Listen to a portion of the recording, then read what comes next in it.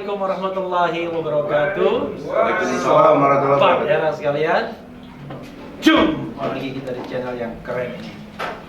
Keren cadas. Keren, cadas. Keren cadas ya. Top, Refli Harun. Sobat era sekalian, saya punya tamu istimewa ya. Kalau ngomong tidak pernah lemah, selalu kenceng. Insya Allah. Profesor Dr. Egy Sujana. Allah. Assalamualaikum warahmatullahi wabarakatuh, Bang. Waalaikumsalam. Jadi kalaupun abang sudah profesor, tetap kita panggil abang. Bang. Kalau perlu nggak disebut-sebut gelarnya. Nenek lampir ini pakai profesor. Soalnya kemarin ada pejabat publik baru mendapatkan gelar profesor juga. Saya sampai terhenyak juga. Kapan dia nulis buku ya, kapan dia berpikir. Oke, banyak hal yang menarik yang kita ingin klarifikasi dari Egy Sujana ya. Pertanyaan dan pernyataan ya. Pertanyaannya pasti keras, pernyataannya kita lihat nanti. Pertama, soal yang paling hot, soal Anies Rashid Baswedan. Ya kan? Saya mencatat Bung Egy ya, saya panggil Bung karena Bung itu masih bisa jadi presiden. Kalau Bang nggak ya? Kalau Bang itu cuma pilkada DKI aja. Iya. Jadi Bung Egy ya, ada dua pernyataan Anda yang menurut saya sangat luar biasa terkait dengan Anies Baswedan.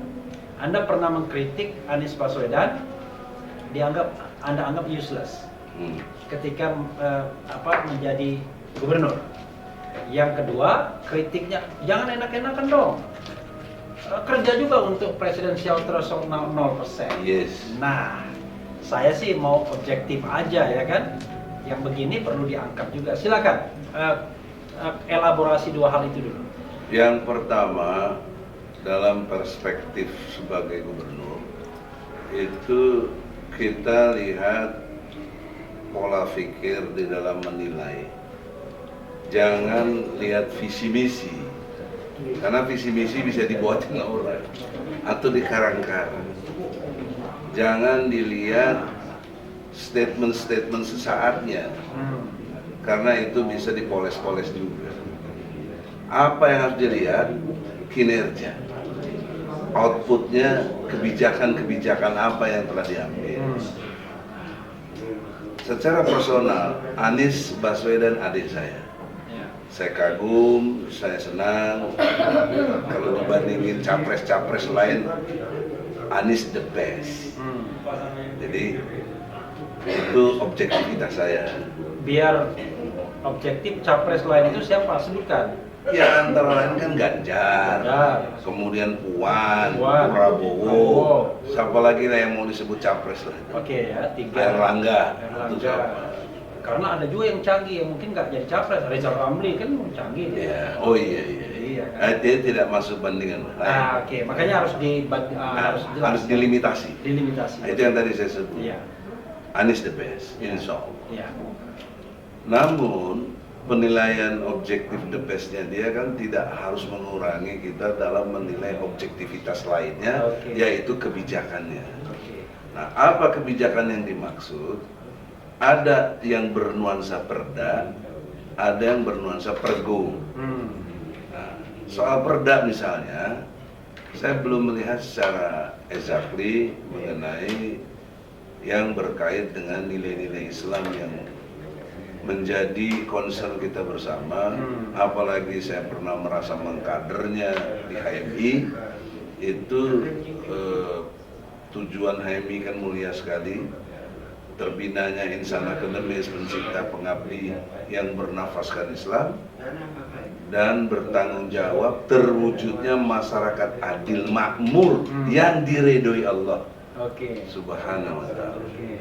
Pertanyaan seriusnya, sejak tahun 47 HMI berdiri hingga hari ini kan sudah 70 tahunan juga itu. Saya tidak melihat ada sosok baik individu yang bisa dibanggakan maupun komunitas masyarakat yang Allah redho gitu. Karena banyaknya dari kader HMI yang korupsi aja banyak, ya, yang membuat hal-hal yang tidak baik buat bangsa banyak. Nah, saya berharap lewat Anies Baswedan itu the best, sesuai dengan saya menyatakan dia the best. Harusnya the best di kebijakannya. Misalnya perda yang betul-betul membawa aspirasi kesadaran umat Islam ini meningkat. Sebelum gubernur dia menteri pendidikan. Saya tidak melihat bagaimana upaya Anies menangani sekularisme. SD, SMP, SMA, universitas itu di bawah Kementerian Pendidikan Nasional, Mendiknas. Sebelah sini Ibtidaiyah, Sanawiyah, Aliyah, IAIN, sekarang UIN, Departemen Agama. Ini dua hal yang terpisah sebagai satu pengelolaan departemental yang sangat fundamental untuk Indonesia ini, pendidikan dan agama. Tidak ada saya lihat ada upaya yang serius, misalnya penyatuan kurikulum misalnya. Tidak ada. Dan bahkan sekarang pelajaran agama dihilangkan. Nah ini kan nggak bisa dilihat serta-merta bukan saya yang tanggung jawab, tapi harus ada ex officio dia sebagai dulu kementerian. Jadi itu yang saya maksud dalam dataran kebijakan antara lain. Nah kalau dalam konteks sekarang dia punya spesialisasi gubernur, ada nilai yang disebut pergu, peraturan gubernur. Sama kalau presiden itu perpu lah kurang lebih. Dia punya ansi kesendiriannya, itu bisa keluarkan pergu. Misalnya melarang miras di Jakarta. Ini kan tidak bisa, sahamnya aja ribut apa segala macam, tak bisa diatasi. Ya, juga yang buat membanggakan rakyat, perumahan yang 50.000 tanpa DP, 0 DP lah ya, itu yang terjadi kurang dari 2.000 atau 2.000 sekian. Artinya gagal gitu, dalam ukuran kebijakan. Namun demikian, saya tidak mengurangi hormat saya dengan Anies. Saya tetap hormat, saya sayang beliau. Jadi posisi saya harus dipandang sebagai kritik, bukan kebencian. Nah, cuma salah pahamnya buzzer-buzzernya juga. Sebenarnya buzzer tidak salah paham. Mereka mengutip, memotong pernyataan. Dan pernyataan ini bisa dipotong juga nanti besok. Itulah kekeliruan mereka. Jadi jangan kita yang dipersoalkan. Saya bukan kekeliruan mereka sengaja menyesatkan. Oh begitu. Ya, karena dibayar ya. Kekeliruannya adalah mereka yang tidak menonton secara komprehensif. Jadi itu ya sahabat era sekalian. Jadi tidak ada pemimpin yang sempurna. Ya. Mereka lebih fokus lagi nobody perfect. Ya, nobody perfect. Jadi karena itu except Muhammad. Ya, karena itu bahkan Rasul pun ketika urusan duniawi dia bilang soal tanam pohon dan lain sebagainya bisa. Urusan dunia kamu lebih tahu. Silakan. Nah, itu satu sisi ya. Jadi walaupun Bang Egy atau Bung Egy mengatakan dia capres terbaik dalam kriteria nama-nama tadi individual tadi, tapi bukan berarti kita tidak bisa mengkritik kebijakan yang sudah ditinggalkan ketika menjadi gubernur DKI. Itu satu. Nah yang kedua soal presidensial 0% threshold. Ini Anies sudah digadang oleh Nasdem. Nasdem memang baru 59 kursi, masih kurang 56 kursi lagi. Ngambil PKS masih tanggung juga 50 kursi. Ngambil Demokrat 54 kursi. Jadi tidak bisa dengan dua partai, harus minimal 3 partai kalau Nasdem menggandeng partai bawahnya. Kecuali PKB ya satu partai.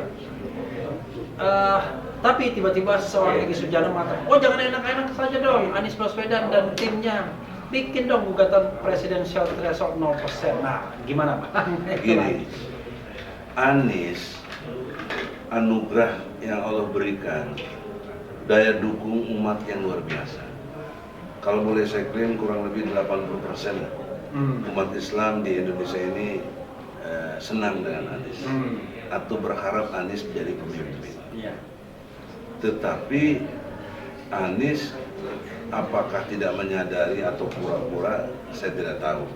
Tapi yang saya lihat di permukaan, Anies enjoy dengan konotasi 20%. Buktinya apa? Dia nggak membuat syarat apapun ketika Nasdem mendukungnya.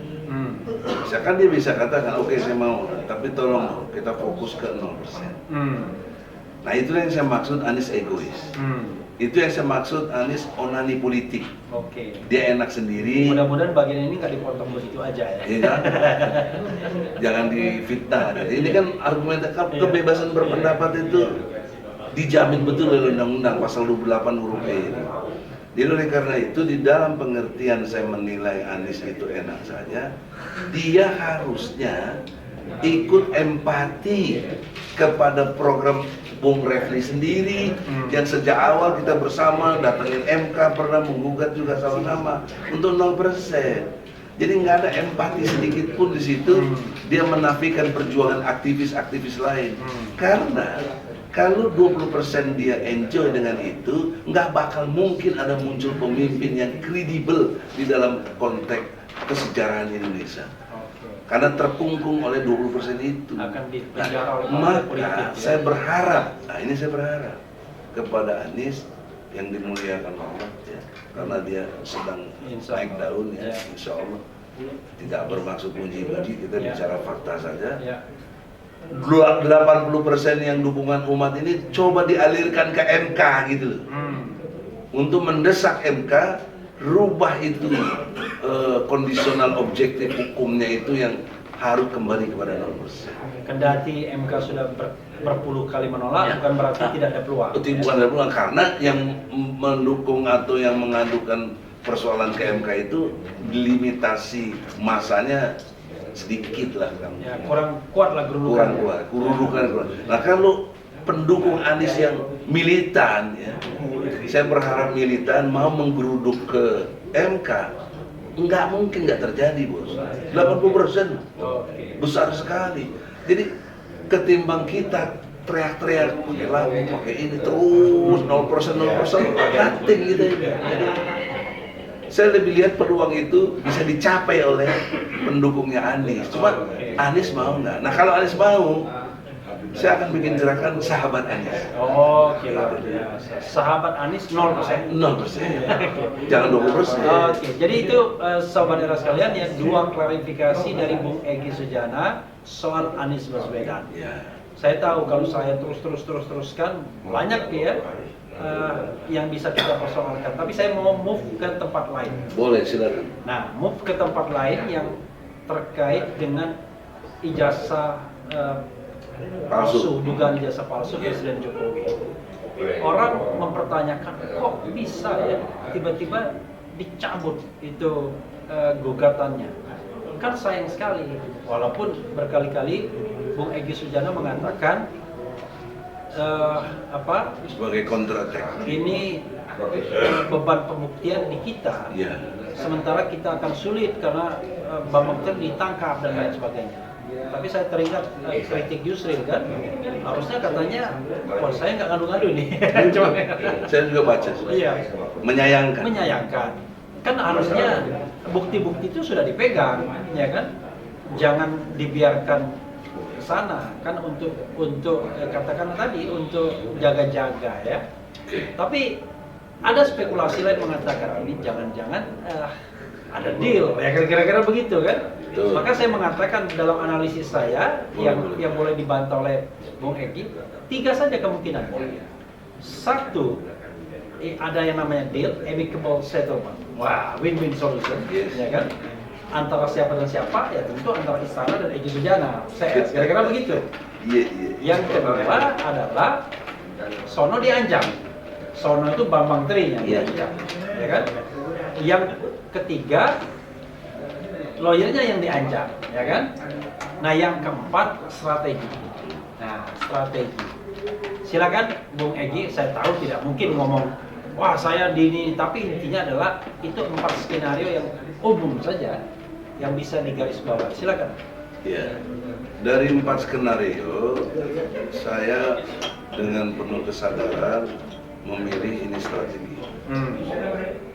Artinya saya harus bisa menerangkan, membantah 3 hal tadi.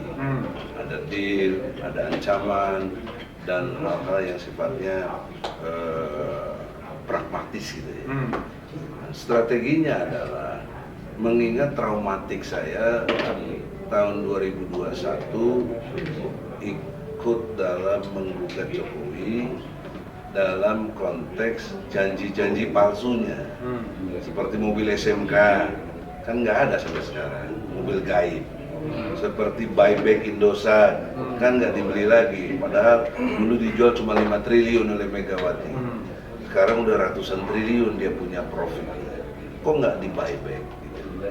Kemudian tenaga kerja, ya menjanjikan 10 juta, tapi muncul banyaknya yang dari Cina. Kemudian impor, larang impor, dan lain sebagainya. Yang sekarang garam aja impor, beras, gula, dan segala kebutuhan lainnya impor. Itu kurang lebih 66 janji yang kita udah list dan kita ajukan ke pengadilan. Nah, anehnya sudah 8 kali sidang, tapi di akhirnya dalam keputusannya harusnya sidang jam 1, maaf, itu jam 12.45 sudah diputus. Nah, saksinya yang mengurus itu ada namanya Arif Iksan sebagai prinsipal, karena dia yang ngasih kuasa kepada saya bagaimana menggugat Jokowi, karena dia dulu pendukung Jokowi. Jadi semua data-data kita lengkap, tapi endingnya kita dinyatakan pengadilan tidak berwenang, sehingga kita sudah masuk kepada pokok perkara, ya karena udah 8 kali sidang nggak bisa ngapa-ngapain, mau banding apa yang mau dibanding. Ya. Nah itu, jadi sini saya tidak sendiri, ada tim. Tidak bisa maunya saya begitu, tapi dalam kesendirian saya bikin surat, saya bikin tulisan terbuka. Bagaimana seharusnya kasus ijazah palsu ini diambil alih oleh DPR dan DPD. Saya tegas, tulisannya jelas, sudah beredar. Sehingga saya antum juga ikut mengulas. Jadi saya sudah lakukan itu. Tapi kolektivitas kita punya tim nggak sepakat itu. Karena apa? Kita ini bukan partai politik, kita ini bukan aktivis-aktivis yang tidak ada kaitan dengan kita punya profesi advokat. Jadi advokat harus sebagai wilayah hukum yang dikuasai, maka sebatas opini. Jadi kalau sama sekali tidak masuk ke wilayah politik tadi tidak benar, karena saya tulis tulisan yang juga beredar kemana-mana, yang sesungguhnya nggak mungkin DPR nggak baca gitu. Katakanlah semua tidak baca, oke. Kan 1-2 pasti ada yang baca, ada tergerak dong. Ya, apalagi klaim partai-partai yang berbasis Islam, harusnya kan dia endorse ini untuk menjadi satu persoalan.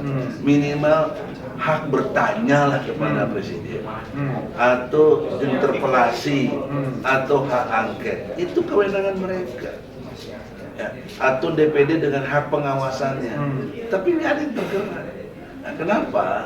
Saya ingat betul kalau sudah menyangkut resiko yang mengenai dirinya, nggak ada yang berani, nggak ada yang berani. Dan itu sudah dijelaskan oleh Al-Quran, nanti boleh dikutip surat At-Taubah ayat 24. Jadi aba'akum wa ikhwanakum, ya, bapak-bapak kamu, saudara-saudara kamu, kalau kamu tetap pilih mereka juga, kamu tuh zolim.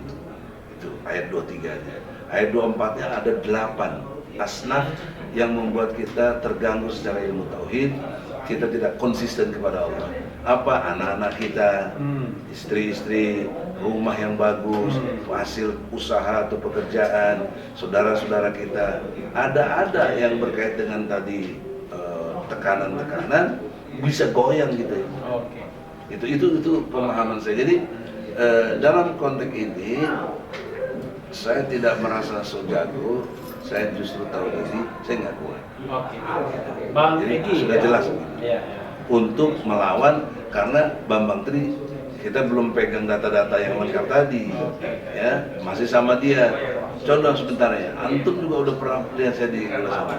Nggak akan ada yang berani jadi saksi. Terus bagaimana saya mau mengatasi itu? Kan nggak bisa dengan saya merengek tolong dong, nggak bisa lah. Ya sudah, saya cabut lagi. Karena belum masuk pokok perkara, someday saya bisa gugat lagi. Gitu. Ya, Bung Egy, saya mau bergerak lagi ke politik, pemilu ya. Ya sudah. Sekarang kan ada euforia. Ya. Sebenarnya bukan euforia. Saya menganalisis ya dalam berbagai kesempatan bahwa akan terjadi pertarungan antara oligarki yang barangkali calonnya dibiayai oleh mereka, kemudian di endorse juga oleh istana dan sangat mungkin menggunakan state apparatus, ya kan, bisa menggunakan state financial resources, bisa menggunakan state facilities, ya, dengan calon yang barangkali didukung oleh gelombang massa. Orang mengatakan kalau seandainya ada calon itu 3, Anies, Prabowo, Ganjar, maka posisinya adalah Anies, spektrum paling jauh dari istana, Ganjar paling dekat, tengah Prabowo, ya kan.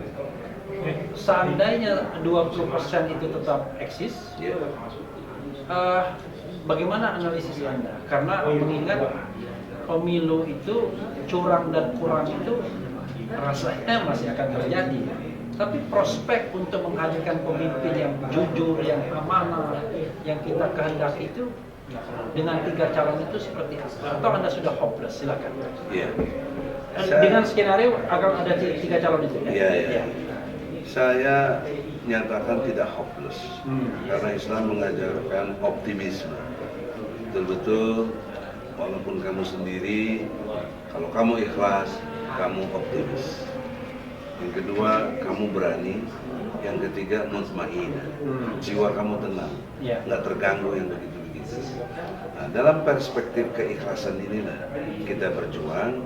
Saya menilai ada faktor yang orang nggak banyak lihat, yaitu dominasi ajaran feodalisme yang masih begitu melekat. Karena kita mungkin pernah dijajah sekian lama oleh bangsa asing, nilai-nilai feodal itu masih melekat. Partai politik misalnya, siapa yang bisa berani melawan Megawati di PDIP? Kan itu feodal. Demokrat, siapa yang berani melawan SBY? Dulu PKB, Gus Dur, dan seterusnya dan seterusnya. PAN, Amin Rais. Walaupun beriringan waktu ada perubahan-perubahan juga, tetapi nilai feodalismenya, walaupun Amin Rais misalnya bikin lagi Partai Umat, kan nggak lepas dari ungkungan nilai-nilai feodalisme itu. Nah, konklusi besarnya, jika feodalisme masih terus menguat, maka lahirnya yang disebut oligarki. Jadi kelompok elit yang menggurita. Kan sebenarnya oligarki kan guritanya itu banyak ke kaki-kakinya di mana, tapi satu kepalanya itu oligarki. Nah, juga banyak orang salah. Oligarki itu dilihat 9 naga. Saya nggak lihat itu. Oligarki yang sesungguhnya itu Amerika dan Cina dan Rusia, itu punya masing-masing turunan-turunan ke bawahnya. James Riyadi misalnya, tidak mengurangi hormat, saya bersahabat juga dengan dia. Saya pernah jadi lawyer juga. Kan nggak bisa, nggak lepas dari Amerika, bos. Mungkin sekarang ambigu karena dia Cina, juga masuk dari Cina. Jadi Tionghoa. Iya, Tionghoa lah bahasa. Tapi kita harus bedakan antara Tionghoa sama Cina. Cina itu negara, Tionghoa itu etnis. Oke lah. Itu kan berubah sejak zaman SBY. Nah, oleh karena itu, di dalam konteks memandang situasi yang sekarang, nggak bisa lihat dari yang kalau tidak ada alur dari feodalisme, kemudian oligarki, maka turunan berikutnya transaksional. Pasti terjadi transaksional. Di tingkat partai misalnya, kok mau kelas sepatu apa kelas peci jadi calegnya? Kalau kelas peci, mesti dekat ketua umum, mesti ada saweran-saweran tertentu. Itu kan transaksional. Tapi sekarang kelas-kelas peci sepatu itu nggak laku lagi karena suara terbanyak sih. Oleh karena itu, saya kaitkan dengan 0%. Supaya feodalisme, oligarki, transaksi itu hilang gitu loh. Dengan kita 0%. Karena semua punya peluang yang sama. Ada yang keberatan, padahal salah satu pimpinan partai yang berbasis Islam. Ya, waktu di acara 212 saya sempat banyak ngomong. Dia nggak setuju 0%. Kenapa? Karena Ahok nanti bisa caleg, bisa capres.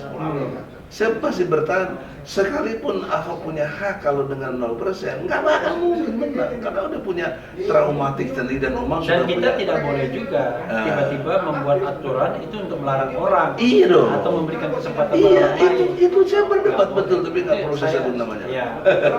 Oleh karena itu, saya masih konsisten untuk 0% ini karena tesis saya tentang feodalisme, oligarki, trans itu bisa hilang dengan perjuangan 0%. Oke, tapi itu belum dijawab. Seandainya 0% itu tidak tercapai. Oh iya. Maka saya akan lahir ke situ. Iya. Nah, seandainya 0% tidak bisa dan tetap berkuku dengan 20% Dan hanya 3 calon. dan hanya 3 calon itu, maka resonansinya tetap saya dalam pilihan-pilihan saya tetap pilih Anies. Oke. Jelas keberpihakan saya. Karena apapun saya nggak suka sama Anies dari segi kebijakan tadi, dia masih bisa bersahabat. Dia masih ada kita. Dia masih kalau konteks HMI kita. Dia nggak boleh kita lebih milih yang lain gitu loh. Nah, cuma saya ingatkan Anies juga, jangan kita udah berpihak kepada dia merasa jumawa udah di atas angin, terus apapun suara kita nggak dianggap gitu loh. Oke. Itu aja Bos. Jadi kita nggak minta apa-apa apalagi transaksi ya kagak lah. Kita ideologi, berbasis ideologi yaitu Islam. Oke. Bung Egy, tidak terasa ya, ini udah lebih dari setengah jam kita bicara ya. Saya pengen Bung Egy melakukan closing statement. Yes. Tapi closing statement di RH Channel itu bisa 2 jam sendiri. Ya enggak lah. Silakan tumpahkan apa yang ingin disampaikan yang barangkali belum saya tanyakan, dan itu penting untuk disampaikan ke sobat semuanya. Termasuk ini tidak hanya direkam oleh RH Channel, tapi juga channel-channel lainnya ya. Ini silakan saja channel-channel lainnya juga nanti akan menyiarkannya. Silakan. Yang pertama, untuk kebijakan atau hal-hal yang kita kritik, jangan dijawab oleh buzzer atau pendukung Anies. Kritik ini dengan sarkasme, juga justru ujaran kebencian dan tuduhan-tuduhan sesat lainnya. Karena saya mengalami, saya mengkritik ini, saya dimasukin kelompok cebong. Itu nggak fair, dan itu cara-cara PKI menurut saya. Karena saya perhatikan dari segi sejarah, PKI itu kalau nggak bisa berdebat dia main kekerasan. Itu ciri yang bisa kita tandai dia melakukan fasismenya.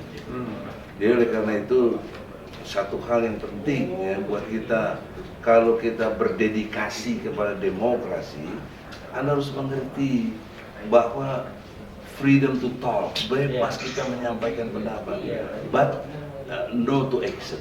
Saya paham betul kalau action nggak bebas, karena ada tindakan-tindakan. Tapi kalau bicara aja udah nggak boleh tuh, kumaha cek Sunama. Ya nggak benar gitu. Itu penting sekali karena itu dalam undang-undang. Kemudian yang kedua, keluhan-keluhan saya dalam berdemokrasi ini, kita masih kurang merasa bersaing secara intelektual dan prestasi.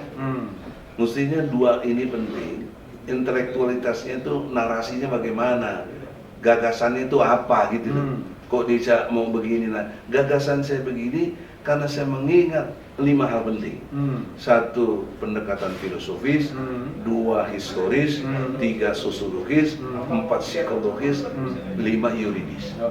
Nah, dikaitkan dengan satu pembentukan undang-undang, nggak mungkin nggak lewat dari 5 ini. Walaupun dunia masih ngakui cuma 3. Tambahan dari saya dari psikologis dan yuridis. Yuridis maksudnya, maksud saya dengan pendekatan yang sifatnya filosofis tadi.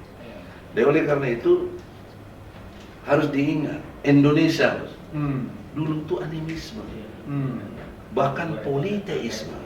Sehingga muncul sinkretisme. Dan sampai hari ini masih terasa itu, bahkan dilakukan. Contoh, tidak mengurangi hormat ya, saya hanya melihat fenomena yang ada yang terjadi. Karena kita harus bangun dari 4 elemen penting, Pak. 1 fakta, 2 data, 3 dalil, 4 logika. Jadi dari 3 ini kita meramu lewat logika kita apa yang bisa kita lakukan untuk kebaikan. Nah, misalnya tadi saya sudah terangkan secara filosofis kita, bangsa kita begitu, animisme, politeisme, sinkretisme. Nah, sekarang apa lihat dari situ? Misalnya pindah IKN, presiden minta para gubernur bawa kendi isinya air dan tanah. Ini kan musyrik, Bos. Bagaimana mungkin tanah dan air bisa menyatukan Indonesia? Orang-orang banyak yang dicaplok tanah itu. Ya. Nah, itu kan cara berpikir yang sinkretisme betul itu. Terasa. Dan gubernur sekelas Anies yang kita banggakan ikut juga. Kan dia bisa kasih nasihat, dia bisa kasih wawasan. Ternyata dia nggak lakukan itu. Kalaupun dia nggak bisa juga, ya sudahlah, dia utus kayak wakil gubernur. Ada alasan sehingga dia tidak terkena hukum musyrik. Berat ini, Bos. Kemudian lagi dalam kebijakan lainnya, misalnya memang kita nggak terhindari dengan COVID-19. Nah, kalau kita lihat Al-Quran, ya, itu surat Al-Mudatsir, itu udah disebut tentang 19 itu. Ya, Anda lihat aja ayat 28, 29, 30, 31 sampai 35. Itu peristiwa COVID-19. Boleh dicek nanti, Anda lihat dalam kesendirian. Antum kan Muslim dan beriman. Nah, mana harus dilihat globalisasinya strategi orang yang anti. Kekuatan Islam itu di mana? Di sholat berjamaah, salah satunya yang paling utama. Kemudian di silaturahminya, di salamnya. Nah, dibuatlah strategi mereka social distancing. Jadi dibikin jarak. Caranya nggak boleh ke masjid. Kalaupun sudah boleh masuk ke masjid, saf dipisah-pisah 1 meter jaraknya, atau setengah meter. Itu ajaran siapa gitu? Sehebat-hebatnya kasus peristiwa zaman Nabi ada taun, ya, bala yang begitu besar, lepra yang begitu dahsyat, nggak boleh Nabi melarang nggak ke masjid. Ini sampai sholat Idul Fitri nggak boleh, sholat Jumat nggak boleh. Itu kan bertentangan dengan Quran. Ya tadi saya mengerti secara filosofis kita belum lepas dari sinkretisme, feodalisme tadi semua itu, sehingga masih kuat oligarki dan terjadilah transaksional, bikin PPKM yang jelas-jelas tidak beri makan orang miskin. Apa? Pedagang diusir, pedagang nggak bisa, bahkan didenda dengan 5 juta tukang bubur itu. Bagaimana itu? Itu kan kena surat Al-Ma'un, pendusta agama itu, nggak beri makan orang miskin. Nah, globalitas persoalan ini bisa selesai dengan kepemimpinan. Nah, saya melihat itu krisis kepemimpinan kita di situ. Oke lah, muslim wilayah agama, majelis ulama dong bicara. Ini ketua majelis ulama jadi wapres, malah nurut kebijakan presidennya, yang harusnya dia bisa kasih nasihat. Dia profesor doktor, dia ketua majelis ulama. Jadi mohon jangan baper, ini kritik. Kalau dengan terima ya balas sama kritik lagi dong, jangan ditangkap kita. Gimana sih? Ya, itu problem serius bangsa kita ini. Demikian ya, kita sesungguhnya istilah saya, kita tidak sejahtera batin. Karena menurut saya sejahtera batin itu diukur dari 2 hal. Pertama, kebebasan ekspresi kita untuk keyakinan yang kita yakini jangan diganggu. Ini lihat, jangankan kita aktivis, yang ibu-ibu saja atau yang wanita pakai jilbab aja nggak bisa kerja. Maksudnya jadi masalah. Kan kita pernah ngalami itu. Ya, itu kan sangat dahsyat kebenciannya kepada Islam. Apa salahnya jilbab coba? Kok bisa jadi masalah? Tapi sekarang kan nggak masalah. Iya, masih ada dalam hal-hal tertentu. Misalnya perusahaan swasta yang punya non-muslim, nggak malah bisa. Itu loh. Tapi kan memang tidak terpublish dengan terang-terangan, tapi kan di tempat masih ada. Ini satu contoh karena kepemimpinan yang tidak jalan. Dan banyak hal lain lagi yang membuat kita tersisih mengekspresikannya. Saya mengekspresikan kaitan dengan kritik pemilu curang di penjara coba. Ya, tahun 2019. Pas Jokowi dilantik dilepas saya. Jadi ada apa begini nih cara bernegara kita ini. Jadi itu contohnya. Dan juga sebelum pemilunya itu kurang lebih 800 orang meninggal coba. Jangan lupa Bung Egy sedang closing statement. Iya, makanya kata-kata bisa 2 jam. Karena bisa 2 jam. Yang ngajarin juga 2 jam. Kalau persoalan yang justru banyak bos, closingnya disingkat-singkat saja. Oke, saya tahu diri. Jadi dalam konteks closing statement, saudara-saudara, kita menghadapi nilai-nilai feodalisme, oligarki dan transaksional, dan itu akan selesai dengan kepemimpinan yang bertakwa kepada Allah. Maka jangan muncul pemimpin yang tidak beriman dan bertakwa. Maka tugas kita memunculkan generasi Qurani, generasi takwa yang hanya tunduk patuh kepada Allah, bukan kepada selain Allah.